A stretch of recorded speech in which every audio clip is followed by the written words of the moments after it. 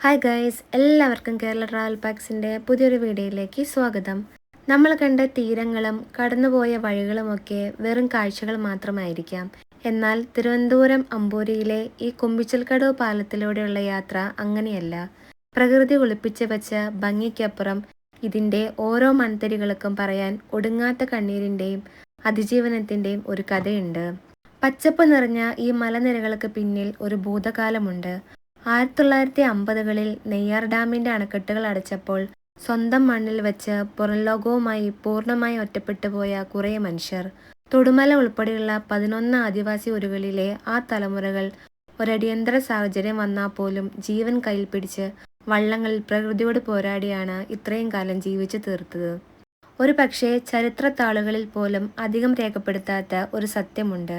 പച്ച വിരിച്ച കരിപ്പയാറിൻ്റെ ഈ ശാന്തമായ ഭാഗം പണ്ട് കാട്ടാനക്കൂട്ടങ്ങൾ വനമുപേക്ഷിച്ച് മറുകരയിലേക്ക് കടക്കാൻ സ്ഥിരമായി ഉപയോഗിച്ചിരുന്ന ഒരു നിഗൂഢമായ ആനപ്പാതയായിരുന്നു.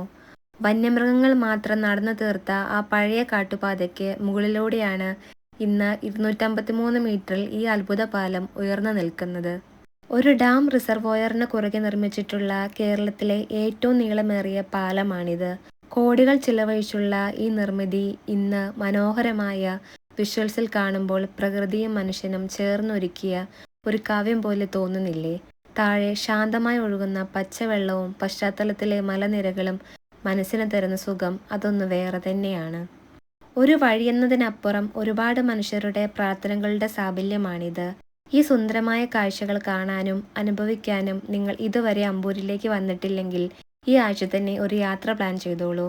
ഇതുപോലെയുള്ള ആരും പറയാത്ത യാത്രാവിശേഷങ്ങളിലേക്ക് വീണ്ടും എത്താൻ കേരള ട്രാവൽ പാക്സ് എന്ന നമ്മുടെ ചാനൽ സബ്സ്ക്രൈബ് ചെയ്യുമല്ലോ.